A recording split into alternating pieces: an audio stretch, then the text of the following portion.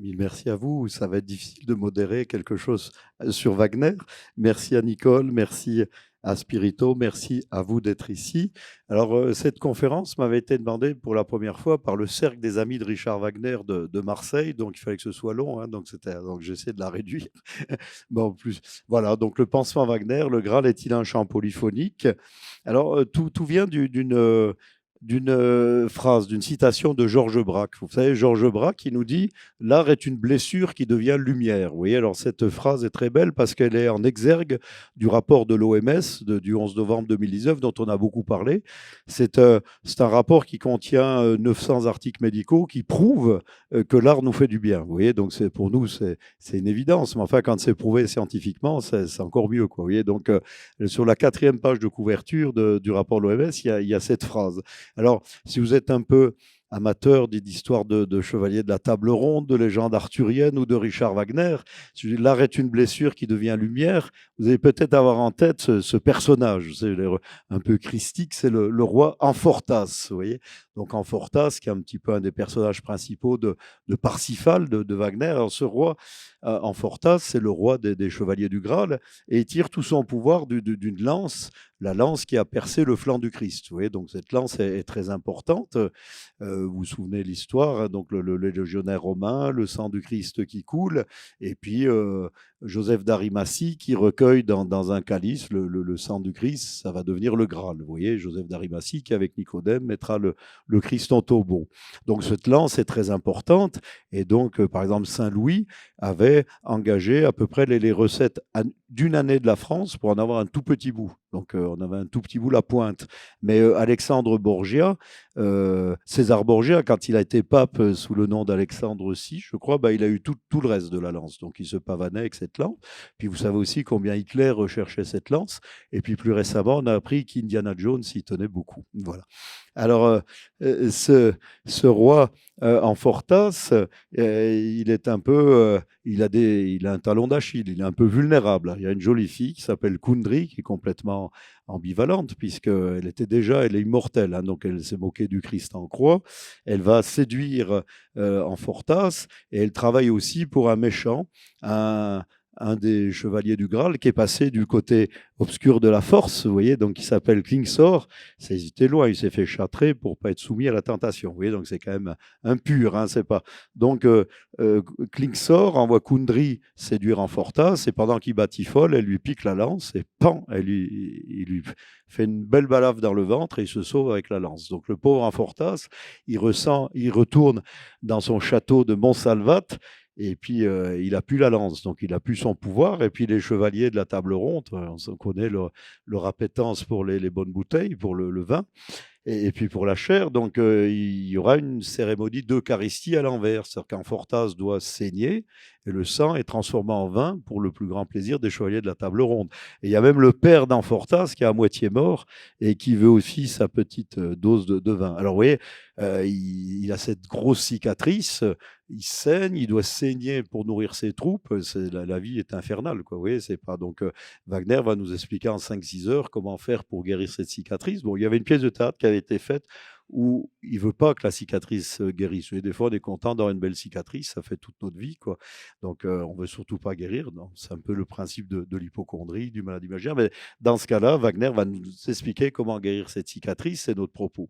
Alors, ce qu'il y a d'extraordinaire, c'est que cette lance qui va percer le flanc d'Amfortas, finalement, le premier objet d'art qu'on ait créé, c'est ces bifaces. Vous voyez, les zones préhistoriques, ils prennent des cailloux, ils les sculptent, ça sert à trancher la viande, et puis on en a retrouvé beaucoup qui n'ont jamais servi, ça sert aussi de bijoux. Vous voyez, double rôle tout de suite, un rôle officiel, utile, pragmatique, et puis un rôle pour le rêve, pour l'art, qui va servir. Et puis il y a une belle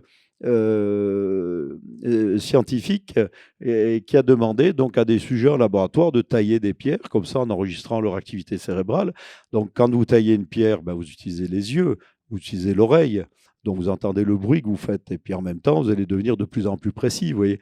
Et elle montre qu'à ce moment-là, ça sculpte leur cerveau, ça les rend plus intelligents, vous voyez. Et donc, c'est exactement la même chose qui se passe quand vous apprenez à jouer du piano. Vous voyez, vous regardez, vous entendez, vous jouez de mieux en mieux. Et c'est à ce moment-là, quand on a commencé à tailler des pierres, que notre beau lobe frontal, qui nous permet d'agir sur le monde, a évolué. C'est quand même agréable de penser que c'est en taillant des pierres qu'on a taillé notre cerveau. Vous voyez, donc c'est quand même quelque chose d'extraordinaire. Et c'est ce qui se passe chez nos enfants quand ils font de la musique, hein. Donc, et c'est ce qui se passe chez nous aussi. Et puis, au-delà de ça, le fait que cette première œuvre d'art ait deux fonctions, quoi, une fonction utile, entre guillemets, et une fonction pour le rêve, pour l'art, eh ben, ça reflète exactement le fonctionnement de notre cerveau. Vous voyez, on nous a longtemps dit qu'on avait trois cerveaux. Maintenant, il faut oublier tout ça. Ça a valu un prix Nobel, mais maintenant, c'est obsolète. Et puis, trois, ça fait un de trop. Donc, on va dire qu'on a deux cerveaux. C'est bien plus facile à retenir. Donc, on a un cerveau qui est dédié à Apollon. Donc, c'est tout simple. Il capte les informations que nous amènent les sens. Il compare à ce qu'on a en mémoire. Puis, avec notre beau lobe frontal, il nous dit ce qu'il faut faire pour agir sur le monde, pour rester en vie. Vous voyez, c'est tout simple, hein. Donc, mais si on avait que ça, on s'ennuierait, quoi. On aurait un ordinateur à la place du cerveau. Donc, heureusement, la nature nous a donné un deuxième cerveau qui, lui, est dédié à Dionysos et qui, lui, nous donne envie de vivre. Donc, il y en a un qui nous dit ce qu'il faut faire pour rester en vie et l'autre qui nous donne envie de vivre. Et vous vous en doutez bien qu'ils ne sont jamais d'accord, quoi. C'est pas... Et le plus fort, c'est Dionysos. C'est pour ça que tous les jours, on rencontre des gens dont personne ne mettra en doute les capacités intellectuelles et qui ont fait d'énormes bêtises. Donc, on en parlait hier. Dans le temps, on parlait d'une chambre dans un Novotel à New York, mais maintenant, on n'en parle plus. C'est fini. Voilà. Donc, vous voyez, cette histoire, nos deux cerveaux, qui, alors voilà, donc ce cerveau dédié à Apollon, vous voyez, vous captez les informations, donc le tact par ici, évidemment pour le son derrière l'oreille, pour la vision derrière, vous comparez ce qu'il y a dans votre mémoire, et puis votre beau lobe frontal, il vous dit voilà ce qu'il faut faire pour rester en vie. Et puis dans le lobe frontal, vous avez quand même un petit gendarme qui surveille que Dionysos ne prenne pas trop le dessus. Vous voyez, c'est par ce gendarme, il ne marche pas trop chez les ados, chez les adultes jeunes, ce qui explique un peu leur comportement à risque. Et puis quand on prend de l'âge, des fois, il se met à moins bien marcher, ce qui explique aussi certaines, en vieillissant, des fois, on peut un peu se lâcher. Vous voyez. Alors, donc, et puis alors Dionysos, donc c'est dans les profondeurs de notre cerveau, j'ai des noms compliqués, je ne vais pas vous les détailler, mais surtout c'est toute une chimie. Vous voyez, donc ça va nous faire sécréter la dopamine. Donc la dopamine, c'est ce qui manque dans le Parkinson, c'est ce qui nous fait bouger, mais en même temps c'est ce qui nous donne notre élan vital. Vous voyez, ça nous fait sécréter de la sérotonine, ce qu'on retrouve dans les antidépresseurs. Ça nous fait sécréter de la morphine endogène. Ça explique pourquoi vous avez la chair de poule en entendant une musique. C'est la morphine qui vous donne ça. Si on donne des antagonistes de la morphine, vous n'aurez pas la chair de poule. Vous voyez, c'est pas. Ça vous explique aussi pourquoi la musique peut vous calmer des douleurs, vous donner de la joie de vivre, vous donner envie de bouger, quoi. Alors, suivant le musique, ça va vous augmenter l'adrénaline ou la diminuer. C'est le circuit sur lequel agissent les drogues. Heureusement, avec la musique, on n'a pas les effets secondaires, vous voyez, en général. Des fois, on a une musique qui tourne dans notre tête, on en a un peu marre, mais bon, il faut en trouver une autre qui chasse la première. Voilà. Donc, on voit dans ce sens tout de suite que la musique va sculpter et caresser notre cerveau. Et tous les bienfaits de la musique sont déjà résumés par le fait qu'elle va augmenter nos neurones pour déchiffrer la musique. Donc, on va devenir meilleur pour détecter toutes les différentes composantes de la musique. Puis en même temps, toute une pharmacopée, toute une chimie, car c'est vraiment un médicament, de la chimie, qui va nous faire du bien en écoutant de la musique. Alors, il y a un peintre qui avait bien décrypté tout ça, qui s'appelait Matthias Grunewald. Matthias Grunewald, vous savez, donc vers 1470-1528, là c'est un autoportrait.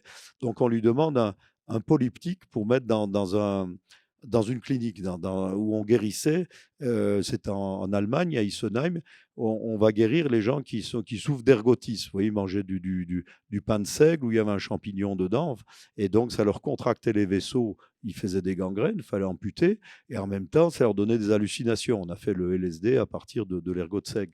Donc Grunewald, il se met au milieu des malades, il essaye de comprendre ce qu'ils ressentent, et il fait son triptyque. Alors, son polyptyque, alors déjà, vous voyez, avec ce Christ, alors quand les patients regardent ce Christ qui semble lui aussi souffrir d'ergot de seigle, vous voyez comme il est complètement, il manque de sang, etc. Enfin, il y a une espèce d'empathie qui peut se faire. Il peut prendre un peu de leur fardeau. Mais ce qui est surtout d'intéressant, c'est quand on regarde le deuxième plan. Le deuxième plan, vous voyez, on voit une nativité, une résurrection, une vierge, des anges musiciens, une mise au tombeau. Alors, la résurrection, il y a tout. Il y a la résurrection, la transfiguration. Vous voyez, donc les cicatrices du Christ qui sont transformées en lumière. Et puis, au milieu, vous voyez, vous avez donc la Vierge et les anges. Alors, les anges, c'est des anges musiciens. Vous voyez, ils sont tous en train de jouer d'un instrument qui s'appelait la lyre de bras, qui est un peu l'ancêtre du violon. Et puis, vous remarquez et ça va de l'ultraviolet à l'infrarouge. Vous avez toutes les couleurs de l'arc-en-ciel. On est 2 siècles avant Newton quand même, vous voyez.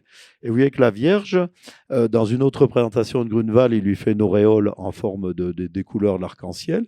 Et puis vous voyez aussi que dans la toile, elle est dans un triangle, vous voyez. Donc derrière, on peut la mettre dans un triangle. Donc vous voyez un triangle, toutes les couleurs de l'arc-en-ciel. Parmi vous, il y a certainement des amateurs des Pink Floyd. Vous voyez un peu où je veux en venir. Voilà. Donc tac, voilà. Donc, vous voyez toutes les couleurs de l'arc-en-ciel, la Vierge qui a la forme d'un prisme et la couleur initiale qui est. Voilà. Donc, la couleur, là, c'est la diffraction de la lumière. C'est une illustration de la médecine d'Hippocrate et de la médecine du Moyen-Âge, mais ça se lit en sens inverse. L'idée, c'est qu'il faut toutes les couleurs, tous les sons pour reconstituer la couleur initiale, le son initial qui va vous guérir. Vous voyez, c'est cette notion d'harmonie qui va vous restaurer la guérison. Alors, quand Claude Bernard va va découvrir la médecine expérimentale, qui voudra quelque chose de très concret, il va quand même parler de milieu intérieur. Il va dire que tout doit être équilibré dans notre corps pour qu'on soit en bonne santé. Donc, il dit la même chose, quoi, si vous voulez. C'est pour ça que le docteur Knock, il en déduit que tout bien portant est un malade qui s'ignore, puisque c'est un équilibre fragile. Voilà. Donc, vous voyez, cette idée de l'harmonie qui restaure la santé, qui est bien exprimé dans cette toile. Vous voyez, toutes les couleurs, tous les sons, pour retourner, pour arriver à la guérison, le son initial, et qui est magnifique. Et c'est déjà une illustration de la blessure qui devient lumière, puisque vous voyez toutes les blessures du Christ, et puis il redevient lumière. Alors, qu'est-ce qui se passe dans notre cerveau quand on entend une musique? Normalement, vous devez pouvoir répondre, puisque je vous ai expliqué tout à l'heure ce qui se passait. Donc, vous vous dites bien, si vous entendez de la musique, vous allez d'abord activer la partie de votre cerveau qui est derrière l'oreille. Bon, c'est inversé. Hein. Ce que vous entendez par là, vous le détectez de l'autre côté. Enfin, vous allez détecter cette musique. Donc, voilà ce qui se passe. Tac.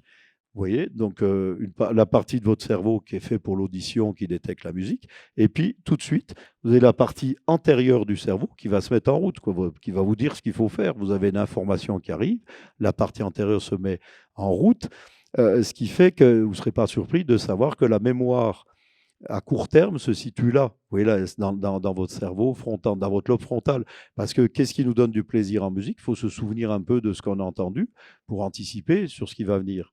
Donc, le compositeur, soit il vous donne l'accord que vous attendez, vous êtes content, mais s'il fait ça tout le temps, vous ennuyez. Soit il vous donne un accord que vous attendiez pas, vous êtes content, mais s'il fait ça tout le temps, vous angoissez. Donc, il faut vraiment, comme dans les berceuses maternelles, il faut que ça se répète, ça vous tranquillise, et puis une fois de temps en temps, quelque chose qui fasse progresser.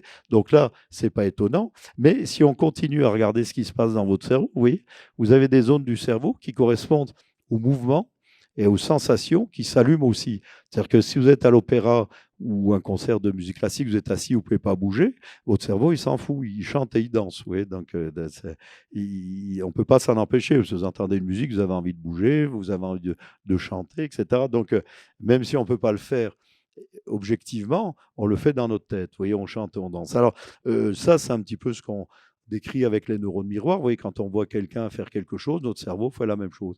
Un musicien qui entend une musique, s'il est pianiste, il va avoir les doigts qui bougent. Enfin, au moins dans sa tête, il va essayer de jouer les notes, la bouche qui s'active si c'est un instrument vent. Ah, ça, c'est de la photocopie. Mais il y a un truc qui est encore plus merveilleux. Vous voyez, on passe vers une autre zone du cerveau qui est une zone intermédiaire entre Apollon et Dionysos. On appelle ça l'insula. Et l'insula, entre autres fonctions, elle sert de transition entre Apollon et Dionysos, c'est-à-dire qu'elle vous permet de ressentir les émotions associées, par exemple, à une musique. Et donc, elle est très impliquée dans l'empathie. Voilà, vous voyez, vous coincez le doigt dans une porte, donc vous avez en haut la zone qui correspond au tact qui s'allume, et puis là, la zone de l'insula qui va s'allumer aussi. Maintenant, vous voyez quelqu'un qui se coince les mains dans une porte, ben vous voyez, cette zone de l'insula va s'allumer. Vous comprenez la douleur de celui qui s'est coincé le doigt dans la porte si vous n'êtes pas complètement psychopathe. Voilà, donc c'est cette zone de l'empathie qui va correspondre au système des émotions. Alors ça, c'est un système important. Et puis un deuxième système très important, c'est ce qu'on appelle la théorie de l'esprit. Alors, il y en a qui vont réviser parce qu'on l'a vu hier. T'as de beaux yeux, tu sais. Embrassez-moi.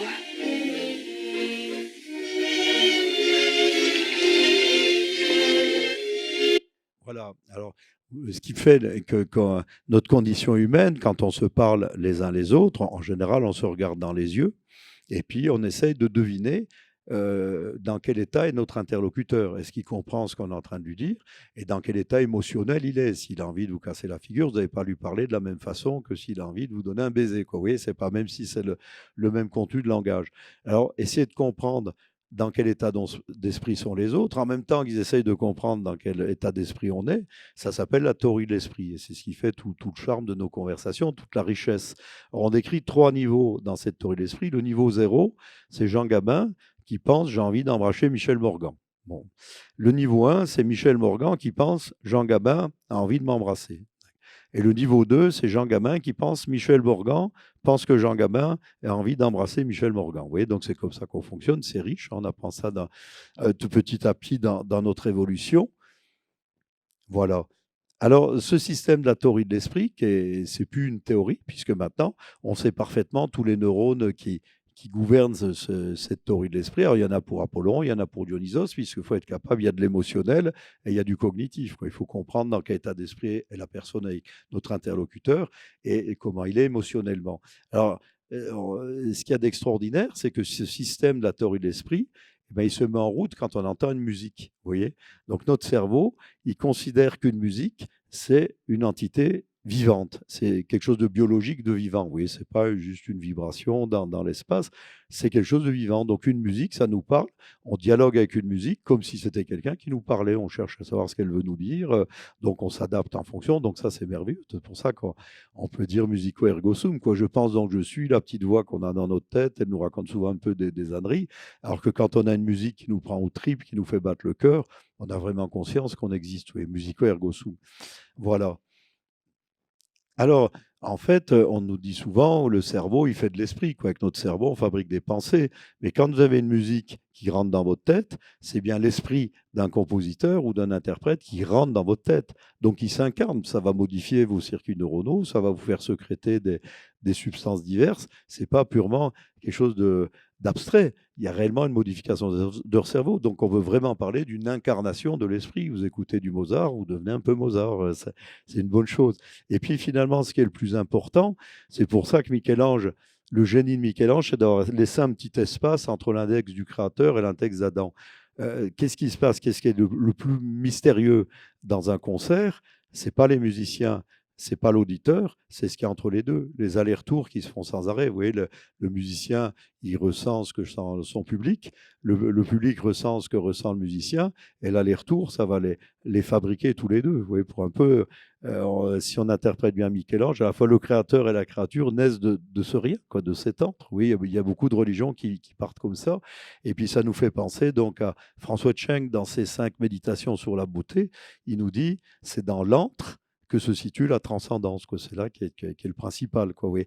Et alors, ça a fait dire à Aristote dans sa poétique que, par exemple, quand on va au théâtre, on vit par transitivité les émotions des acteurs, et donc ils nous purgent de nos propres passions, vous voyez. Donc, on peut faire un exemple comme ça, on va faire un exemple avec Chopin. Voilà, vous êtes bien triste. Il y a Chopin qui vient dans votre tête avec sa tristesse. Oui, on a l'impression qu'il nous parle. Notre cerveau, il dit, tiens, celui-là, il est en train de me dire quelque chose. Donc, il nous console, il nous met la main sur l'épaule, il nous fait sécréter la dopamine, la sérotonine, etc. Et quand le morceau est fini, que Chopin s'en va, eh ben, on est moins triste. Vous voyez, en écoutant tristesse, par sa beauté, il nous a guéris. Donc, finalement, on peut dire que l'œuvre d'art, c'est un peu comme une matrice, comme un utérus. On retourne dans le ventre de notre mère, on en sort, c'est une renaissance, on est changé, on est transformé à la fin. Alors, qu'est-ce qu'il en pense, notre reportage? Voilà. Alors ça, c'est une des dernières mises en scène à Bayreuth. Alors, je vous l'ai choisi parce que, regardez, la blessure d'Amfortas, là, on la voit bien, quoi. Ils l'ont mis en exergue. Donc ça, c'est la fin du premier acte. C'est Amfortas qui va faire la cérémonie du Graal, mais avec son sang. Donc, voilà Parsifal. Bon, ils ont choisi des... Alors, on va entendre quelque chose de curieux, vous voyez, pendant la cérémonie du Graal, écoutez bien.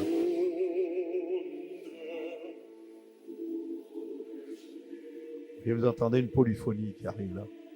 Donc normalement, c'est des enfants qui sont en haut de la scène, qui chantent, et puis après, des voix moyennes au milieu de la scène, et puis après, tous les chanteurs qui chantent en même temps. Donc ça pouvait au départ n'exister qu'à Bayreuth. C'est pas de la stéréophonie. Il faut qu'il y ait une voix qui arrive d'en haut, une du milieu et les autres du bas. Donc il fallait obligatoirement, c'est pour ça que pendant des années, on ne pouvait écouter Parsifal qu'à Beyrouth, qu'on n'avait pas le droit d'écouter ailleurs. Donc vous voyez, cette polyphonie qui rentre, on sent qu'elle va avoir un grand rôle, mais on y reviendra tout à l'heure.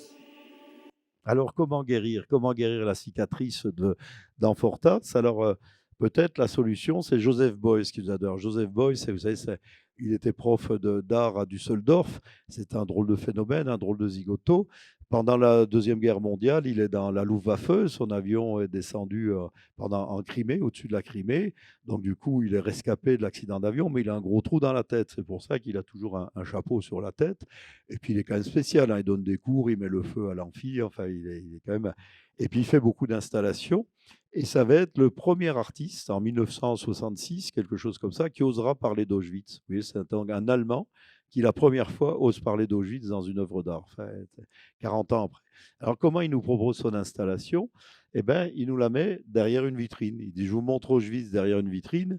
Donc, vous risquez rien, puisqu'il y a la vitrine qui vous protège. Vous voyez. Alors, qu'est-ce qu'il met dans son installation? Il met des choses pas ragoûtantes. Enfin, son idée, c'est je vous montre le monstre. Vous voyez, les expositions, les Mostra de Venise, ça vient aussi de la même origine que monstre. Donc, je vous montre le monstre, et du coup, vous en avez moins peur quand vous arrivez à vous y habituer, etc. Vous commencez à vous en sortir. Il y a beaucoup de gens, c'est comme Primo Levi, qui se sont suicidés parce qu'ils ne pouvaient pas parler de ce qu'ils avaient vécu en camp de concentration. Personne ne les écoutait. À partir du moment où on montre le monstre, on peut en parler, on peut remodeler le passé, donc on peut envisager le futur. C'est une façon de guérir de la cicatrice. Vous voyez, donc, c'est un peu un principe homéopathique. Hein, je vous remontre ce qui vous a fait mal et puis ça vous fera moins mal. Alors, qu'est-ce qu'on voit dans son installation? Des horreurs, hein, du boudin avec du sang humain, un Christ comestible, mais au milieu de tout ça, il y a quelque chose d'important. Vous voyez ce qu'il y a en noir devant? En fait, c'est une photo du suaire de Turin. Donc, vous voyez, je vous montre des horreurs, mais au milieu, je vous mets le suaire de Turin. Donc, il y a une possibilité de résurrection, vous voyez. Alors, ça paraît éminemment moderne, mais dans l'histoire de l'art, ça a été fait des tas de fois. Regardez Albrecht Dürer, quand il vous montre son Saint Jérôme, qui vous rappelle c'est une vanité, qu'on va mourir, ben, vous voyez, derrière, il y a une résurrection, enfin, il y a un Christ en croix qui oriente vers la résurrection. Et quand on regarde nos fameux ambassadeurs, vous savez, la toile d'Ansolby le Jeune, 1533, donc cette toile est merveilleuse, on sent, ils nous regardent droit dans les yeux, les ambassadeurs, on sent qu'ils ont un secret à cacher, c'est à nous de le découvrir. Vous savez, c'était à gauche, c'est Jean d'Inteville qui a commandé l'œuvre, c'était l'ambassadeur de François Ier à Londres, il était là pour qu'Henri VIII aide François Ier à combattre Charles Quint. Et pour ça, il a son ami qui est évêque à Rome, qui sera un autre ambassadeur, et l'évêque de Rome, il doit arranger le divorce d'Henri VIII. Donc, s'il réussit à arranger le divorce d'Henri VIII, Henri VIII sera du côté de François Ier. Vous voyez, donc c'est des rusés. Mais en même temps, c'est des hommes de la Renaissance. On voit au milieu toute leur culture. Vous voyez, tout ce qu'ils savent. On voit que c'est des musiciens. Ils ont plein d'instruments de musique. En haut, ils ont des instruments pour mesurer le temps. Et puis surtout, la toile, c'est aussi une vanité. La devise de Jean d'Inteville, c'est souviens-toi que tu vas mourir, quoi, memento mori. Donc, vous voyez, cet os de sèche tout blanc qu'on voit en bas, quand vous mettez sur le côté de la toile, c'est une anamorphose, c'est un crâne. Vous voyez, donc, quand vous quittez la pièce où il y a le tableau, vous voyez d'un coup le crâne, vous dites, mais bon sang, c'était. Alors que vous l'avez eu sous les yeux tout le temps. Et puis là aussi, vous voyez, derrière la grande teinture verte, eh ben, il y a un Christ qu'on voit à peine, quoi. Il y a une allusion. Alors, sur les instruments, à dater le temps. C'est pas comme les montres molles de Dali où pas une pendule ne donne la même heure. Là, tous les instruments nous donnent le jour et l'heure. On sait qu'on est le 11 avril et que c'est le vendredi saint. Donc la réunion a eu lieu le vendredi saint. Donc nos deux musiciens, ils nous parlent de résurrection, ils nous parlent de tout est caché dans la toile. Souviens-toi que tu vas mourir, mais il y a de l'espoir, etc. Donc ça se passe un vendredi saint, comme Parsifal. Donc Parsifal, ça se passe sur le week-end de Pâques. Bon, avec il y a beaucoup de temps qui passe, mais enfin, ça se passe. Et donc, Wagner nous fait cette musique importante sur l'enchantement du Vendredi Saint. Il va nous appeler ça, qui avait beaucoup plu à Proust. Proust s'est inspiré aussi de l'enchantement du Vendredi Saint pour la sonate de Vinteuil. Alors, il y a un film sur Parsifal où vous apercevez à la fin du film que tout se passe dans la tête de Richard Wagner. Vous voyez, c'est pas. Et puis voilà cette terre. On va peut-être l'entendre. Voilà l'enchantement du Vendredi Saint.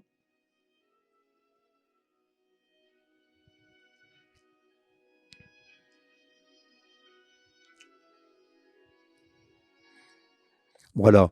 Donc, Joseph Beuys nous donne la solution. Il nous dit, si un couteau te blesse, ou la lance qui a blessé le Christ, il va falloir mettre un pansement. Vous êtes d'accord? Vous avez été blessé par un couteau, il faut mettre un pansement. Mais où est-ce que vous allez mettre le pansement? Eh bien, il dit, il faut mettre le pansement sur la lame du couteau. Comme ça, il ne pourra plus vous blesser. Vous voyez, donc il a trouvé la solution. Donc, il faut mettre le pansement sur la lame de la lance pour qu'elle puisse plus vous blesser. Donc, je vous monte Auschwitz, je le mets derrière une vitrine, j'ai mis un pansement sur Auschwitz, ça pourra plus vous faire de mal, moins. Alors, vous savez, il y a ce très beau livre qui est sorti de Claire Hopper, qui est violoncelliste. Alors, elle a appelé ça le pansement Schubert. Donc, Claire Hopper, elle va dans les hôpitaux, elle joue pour les autistes, elle joue pour les gens en phase terminale, elle joue pour les Alzheimer. Et on s'est aperçu que quand elle venait jouer du violoncelle, eh ben, on diminuait les doses dentalgiques. Donc, c'est les infirmières qui ont dit, vous êtes un véritable pansement, on donne moins de morphine quand vous venez jouer pour nos patients. Donc, évidemment, on ne peut faire que le parallèle avec Laure Mayou, qui est derrière nous là-bas, donc qui a inventé les prescriptions culturelles, l'invitation à la beauté, et bon, ce qui est arrivé d'où organise dont fait partie Nicole Corti. Et puis voilà, donc cette invitation à la beauté, qu'est-ce qu'elle fait, Laure? Eh ben, elle fait la même chose, mais elle ajoute à la musique les parfums, les images, etc. Et ça marche bien. C'est pour ça donc notre association est maintenant reconnue par l'OMS, l'UNESCO et par la faculté de médecine de Lyon, puisqu'on a notre diplôme de prescription culturelle qui a commencé pour la première année samedi dernier. Nicole doit nous faire un cours prochainement. Alors, comment il va s'en sortir, Wagner, quand il va faire son Parsifal? Eh bien, Wagner, il est inspiré par Nietzsche. Nietzsche, il a écrit un beau livre qui s'appelle La naissance de la tragédie, par l'esprit de la musique. On se souvient souvent que du début du titre, le titre du livre, c'est la naissance de la tragédie par l'esprit de la musique, c'est-à-dire qu'il nous parle de la tragédie grecque. Vous savez, dans les tragédies grecques, il y a des chœurs, il y a des chants. Alors, pour nous, on considère souvent que les chants, c'est un peu annexe, c'est pour enjoliver la pièce de théâtre. Lui dit non, pas du tout. C'est le chœur qui génère la pièce de théâtre. Ça part de la musique pour générer toute la pièce de théâtre. Et il dédie son livre à Wagner, qui va s'en inspirer. Et quand il va construire son Festspielhaus, sa salle de concert à Bayreuth, eh bien, il voudra que la musique sorte d'une fosse qu'on ne voit pas les musiciens. Il va appeler ça le ravin mystique. Vous voyez, donc la musique sort, on ne voit pas les musiciens. Et puis quand vous êtes enfermé, là, c'est fermé à double tour sur des sièges un peu durs, eh bien, c'est la musique qui génère tout l'opéra. Et puis, un des deuxièmes maîtres de Wagner, c'est Schopenhauer. Et il se souvient, évidemment, il a en tête ce que nous dit Schopenhauer, la musique va au-delà des idées, elle pourrait en quelque sorte continuer à exister, alors même que l'univers n'existerait pas. En conséquence, le monde pourrait être appelé une incarnation de la musique, tout aussi bien qu'une incarnation de la volonté.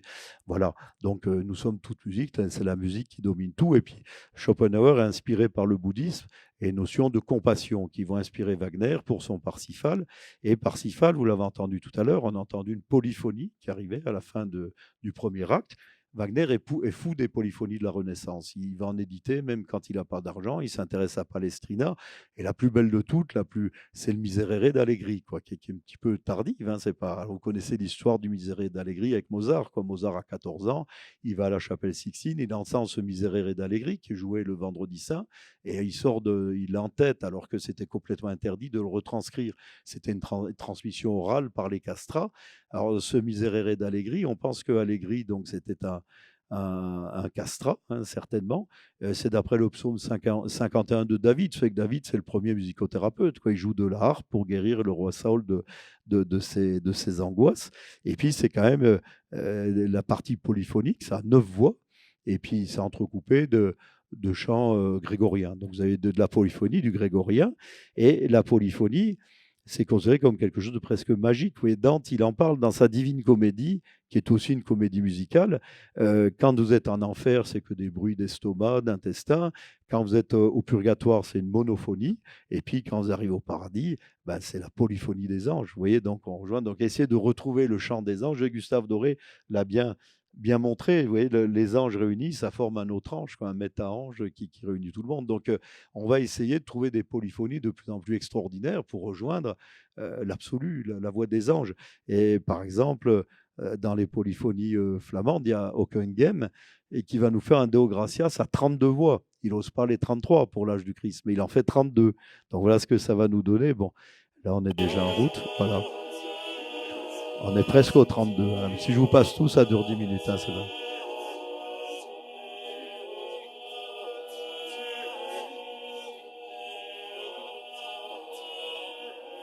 Voilà, et puis évidemment, les franciscains, les dominicains, ils arrivent en Corse et ça va nous donner les polyphonies corses.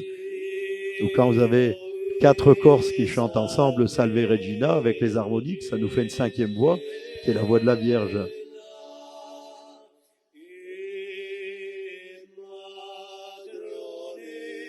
Voilà, donc Wagner, il veut créer Parsifal, donc il va en Italie, et puis il apprend une chose extraordinaire, c'est que le dernier des chefs de chœur castrat de la Sixtine, Domenico Mustafa, comme le Miserere d'Allegri, on n'a pas le droit de l'écrire. Donc personne ne sait exactement ce qu'on entend aujourd'hui. C'est Mendelssohn qui l'a recréé, etc. Personne ne sait exactement comment était le vrai Miserere d'Allegri. Donc il décide, en tant que dernier chef de chœur des Castrat la Sixtine, de l'écrire et de le confier à la Bibliothèque Vaticane. Donc Wagner va aussitôt le voir. Alors ça aurait été intéressant de savoir ce qu'ils se sont dit cette journée-là. Qu'est-ce qu'il y avait de magique dans le Miserere? Pourquoi Wagner, face à s'en inspirer dans Parsifal, le faire sortir à un moment clé, quoi, à la fin du premier acte et puis à la fin de l'œuvre. Et puis, il y avait quand même la lance, elle était au Vatican, quoi. C'était Borgia qui l'avait récupérée. Et puis, en même temps, alors il pense à donner le rôle de Klingsor au castrat, à Domenico Mustafa. Mais enfin, une voix de castrat pour faire un baryton, ça n'allait pas. Donc, il va renoncer. Et en même temps, il va aller à la basilique de Sienne. Et vous savez, sur le pavement de la basilique de Sienne, bon, vous avez bien sûr des prophétesses, des prophètes, vous avez des sibylles qui ont annoncé, semble-t-il, la venue du Christ, et puis vous avez Hermès Trismégiste, quand même. Vous savez, donc Hermès, quand même le pape de tout ce qui peut être des alchimistes, quoi. Voilà. Vous savez qu'à l'époque des Médicis, les Médicis sont un médecin qui est aussi musicothérapeute, qui est philosophe, qui s'appelle Marcille Ficin. Marcille Ficin qui est quoi, très dur au pouvoir de la musique, au pouvoir curateur de la musique. Et donc, il traduit pour les Borgia, pour les Médicis, il leur traduit Platon. Et à un moment, on retrouve les œuvres d'Hermès Trismégiste qui doit traduire. Donc là-dedans, il y a des recettes pour vivre plus longtemps, pour vivre plus vieux. Et ce qu'on oublie souvent, c'est que dans tout le matériel des alchimistes, il y avait des instruments de musique, quoi, qui étaient en premier plan. Donc la musique était très importante pour les alchimistes. On espérait, entre autres, ressusciter les gens. Et quand Borgia est pape et qui tient le sceptre de la lance du Christ et puis qui se met devant le tombeau du Christ ouvert, il espère bien ressusciter lui aussi, pas uniquement psychologiquement, mais physiquement. Les appartements Borgia, quand vous allez les voir à côté du Vatican, ils sont couverts d'allusions à Isis et Osiris. C'est que Osiris est mort découpé en morceaux, et sa sœur Isis va le ressusciter, quoi, en utilisant la lumière, etc. Donc il fait venir des gens comme Josquin des polyphonistes, pour essayer de trouver le morceau qui pourrait avoir tous ces pouvoirs merveilleux. Voilà, donc les papes se font embaumer comme du temps des pharaons. Et même Nicodème, le copain de Joseph d'Arimathie, celui qui va donner son tombeau pour le Christ, quand il interroge le Christ, il se dit mais qu'est-ce que le Christ a été faire en Égypte? Et il aurait pu se cacher, ses parents auraient pu le cacher ailleurs, pourquoi aller aussi loin? Donc il lui demande, il pose la question au Christ, il pense que le Christ est un magicien, et il lui dit, Rabbi, comment faire pour redevenir jeune quand on est déjà vieux? Il pense qu'il a des trucs pour le rajeunir, quoi. C'est pas le Caravage, il nous expose ça pendant qu'il nous met le repos pendant la fuite en Égypte. Vous voyez, il y a Joseph qui tient une partition de musique pour un ange. Et puis nos deux ambassadeurs, vous voyez, qui sont musiciens aussi, quand vous regardez bien ce qu'ils pointent, ils nous pointent une partition de musique qui est sur le tableau. Alors qu'est-ce que c'est que cette partition? Eh ben, c'est le Veni Sancte Spiritu. C'est curieusement une œuvre qui avait été... Vous savez, il y a eu la réforme, donc, où les protestants disaient que dans l'Église catholique, la musique était trop belle et donc les gens n'écoutaient plus la messe, ils écoutaient la musique. Donc, et la contre-réforme, où on se débarrasse un peu de tout ce qui pouvait enjoliver, détourner l'esprit des fidèles. Donc, mais on garde ce Veni Sancte Spiritu, qu'on appelle ça la séquence dorée. Donc, il a quelque chose d'un peu magique, vous voyez, c'est pas. Et puis, les chants grégoriens, le grégorien, théoriquement, nous vient des cantilations des rabbins, qui eux-mêmes les auraient ramenés d'Égypte. Donc, oui, on retourne à l'Égypte. Moïse nous ramène les cantilations de la musique égyptienne avec ses pouvoirs mystérieux. C'est qu'à l'époque, les vrais Égyptiens, c'était les Coptes, hein, donc ça nous vient des Coptes. Alors, en plus, si vous voulez, Mercure, dieu de la médecine, de la musique. C'est pareil qu'Hermès Trismégiste et c'est pareil que Thoth, le dieu égyptien, qui serait aussi pareil qu'Imhotep, le fameux médecin égyptien qui ressuscitait les morts. Donc vous voyez un peu dans quel état d'esprit doit être Wagner quand il discute avec Domenico Mustapha, quoi. On aurait vraiment été une petite souris pour savoir ce qui se racontait. Et puis vous savez que la Sixtine a les dimensions du temple de Salomon, ce qui était complètement interdit. Donc on imagine que c'était peut-être un athanor, oui, dans l'esprit des créateurs, quoi. C'est un four cosmique. Faites les dimensions du temple de Salomon, des images merveilleuses, un chant des castrats qui va vous envoûter, une machine à ressusciter en quelque sorte. Pas uniquement psychologiquement comme ça l'est, mais peut-être physiquement dans l'esprit de certains papes.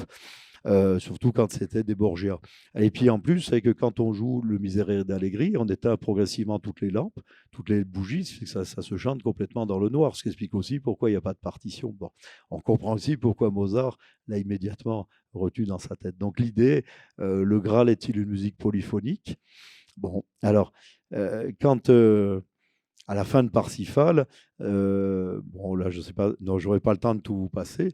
À la fin de Parsifal, donc qu'est-ce qui se passe? Bon, ça, Parsifal, le valeureux guerrier, il a récupéré la lance et donc il va retrouver Amfortas et il lui applique la lance sur sa cicatrice qui va guérir aussi sec. Vous voyez, donc c'est un peu de l'homéopathie, quoi. Le mal tue le mal. Donc je vous ramène la lance, il guérit. Et puis, à ce moment-là, on réentend les polyphonies et la cérémonie du Graal peut avoir lieu. Donc, je vous le passe juste en 1 minute. Voilà, Parsifal qui revient.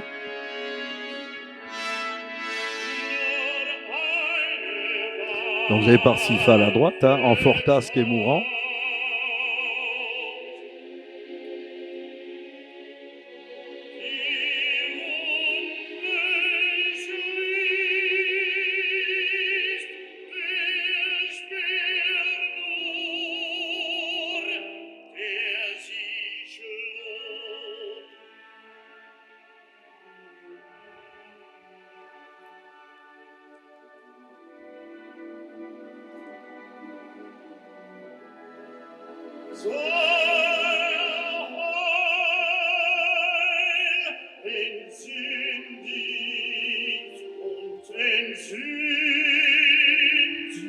Voilà, il est guéri. Alors après, on réentend donc ces polyphonies et la cérémonie du Graal peut avoir lieu et la blessure se transforme en lumière.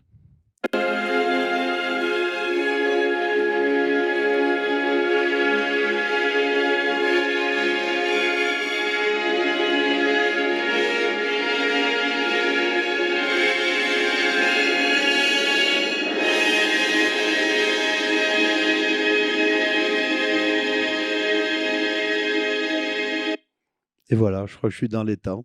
Donc, on finit avec Charles Juillet. Un temps, j'ai renoncé, rebroussé chemin, cédé aux forces de la nuit. Et maintenant, alors qu'a sombré l'espoir de la faire sourdre, je sais enfin en quoi consiste la lumière. Merci à vous.